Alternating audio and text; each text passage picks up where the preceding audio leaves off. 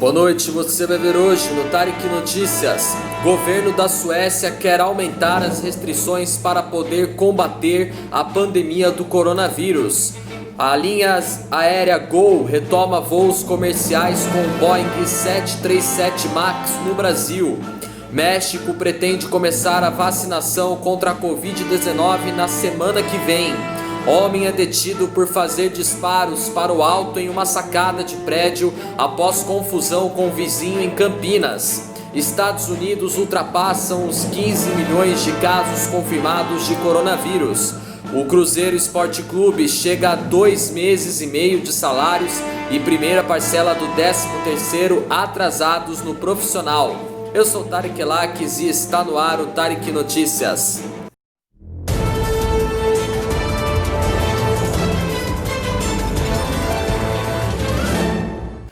O governo da Suécia afirmou hoje que tem um projeto para enviar ao Congresso do país uma proposta para aumentar temporariamente seu poder para conseguir implementar medidas de lockdown, como a ordem para fechar shopping centers e academias de ginástica. A proposta será submetida a uma revisão antes de ser avaliada e antes de ser enviada ao parlamento.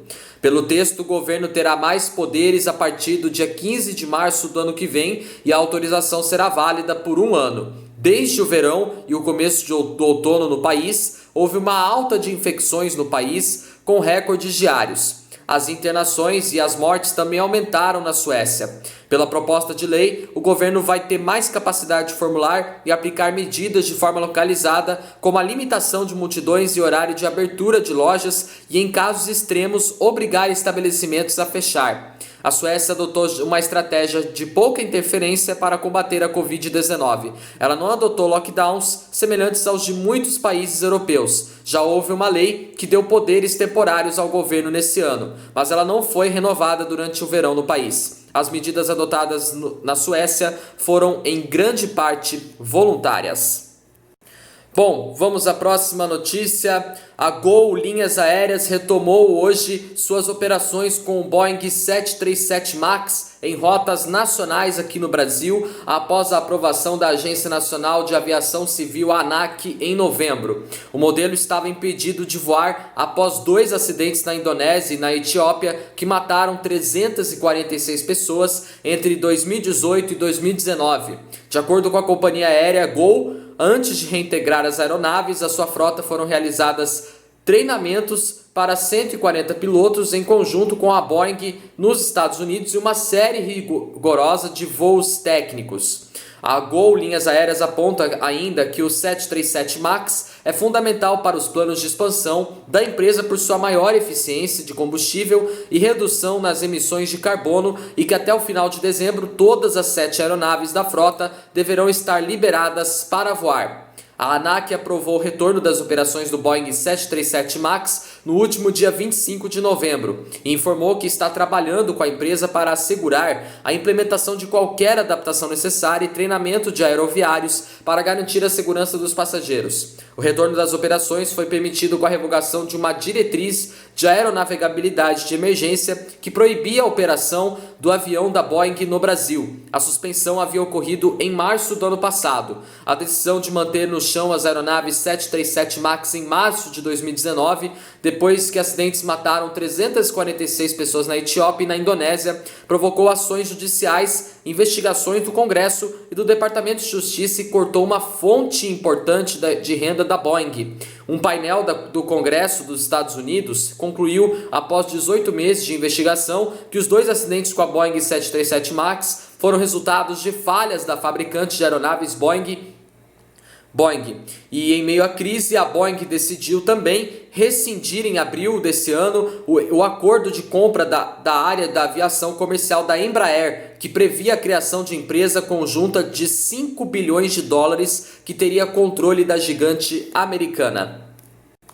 Bom, vamos à próxima notícia. O presidente do México, Andrés Manuel López Obrador, disse hoje que o país começará sua campanha de vacinação contra a Covid-19 na semana que vem. Nesta primeira fase, o governo mexicano anunciou a aplicação de 125 mil doses da vacina em profissionais da saúde antes do final do ano. O país deve receber a partir da próxima semana 250 mil doses da vacina da Pfizer e BioNTech, informou o presidente em um evento oficial. O imunizante é o mesmo que foi aprovado na semana passada pelo Reino Unido e que começou a ser aplicado no país europeu agora recentemente. A vacinação no México será gratuita, disse o vice-ministro da Saúde, Hugo López-Gatell. Ele especificou que as vacinas serão distribuídas em grupos separados por idade e que pessoas com mais de 60 anos receberão suas doses a partir de fevereiro.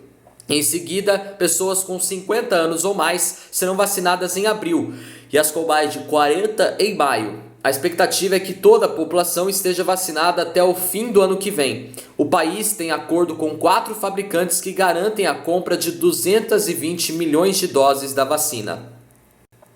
Bom, vamos à próxima notícia. O empresário de 34 anos foi detido hoje à noite por dar tiros para o alto da sacada de um apartamento em um condomínio na Vila Industrial, em Campinas, São Paulo. O homem disse à polícia que se irritou porque o morador fazia barulhos pulando no chão e isso perturbou seu sossego, o que fez ele efetuar os disparos. O rapaz chegou também a reclamar no grupo do prédio. Os moradores ficaram em pânico com o barulho dos disparos. No momento da ação, inclusive tinham crianças brincando na área de lazer do local. Houve correria. A polícia militar foi chamada, fez um cerco no prédio, subiu até o apartamento e deteve o homem. Ele apresentou o registro da arma que foi apreendida. O empresário foi liberado após pagar fiança de R$1.000. Bom, vamos à próxima notícia. Os Estados Unidos ultrapassou hoje os 15 milhões de casos confirmados de Covid-19, segundo a Universidade Johns Hopkins. O país que tem mais casos do que qualquer outro soma 15.089.621 casos confirmados de coronavírus desde o início da pandemia. O número de mortes provocadas pela doença é de 285.518 desde o início da pandemia, também acima de todos os demais países. Foi necessário um mês para que os casos subissem de 10 para 15 milhões. Foi no dia 9 de novembro que a marca de 100 milhões de casos confirmados nos Estados Unidos foi ultrapassada. O presidente eleito Joe Biden prometeu a aplicação de 100 milhões de doses de vacinas contra a Covid-19, segundo ele anunciou hoje, que nos próximos 100 primeiros dias de governo. Não ficou claro pela declaração de Joe Biden quantas aplicações cada vacinado receberá. Isso porque a maior parte das vacinas em estudos avançados requerem aplicação em 2 doses intervaladas. O presidente americano Donald Trump, derrotado na tentativa de se reeleger, assinou hoje um decreto que estabelece a prioridade dos americanos no recebimento das vacinas nos Estados Unidos. Segundo Donald Trump, ele já será possível sentir os efeitos da vacinação em massa até o fim do primeiro semestre de 2021. Bom, vamos à próxima notícia. Pois é, na última segunda-feira, os jogadores do Cruzeiro teriam que receber o salário referente ao mês de novembro, mas nenhum valor caiu nas contas. Com isso, o Clube Mineiro chegou a 2,5 folhas sem pagar os atletas. A primeira parcela do 13º salário, que deveria ser quitada até o fim do último mês, também não foi acertada. A folha salarial do administrativo das categorias de base e do feminino completou 2 meses sem pagamento. A direção do Clube Mineiro tem comunicado a colaboradores e atletas sobre os problemas que vem encontrando para quitar os salários no Cruzeiro Esporte Clube. A segunda parcela do 13º precisa ser paga até o dia 20 de dezembro. A informação foi publicada inicialmente pela rádio Itatiaia e confirmada junto a funcionários, atletas e também com o clube. O Cruzeiro vem encontrado escassez de recursos no caixa. A entrada de receitas de patrocinadores e as vendas do meia Caio Rosa e do atacante Renato Kaiser ajudaram a quitar as folhas de julho, agosto e metade de setembro.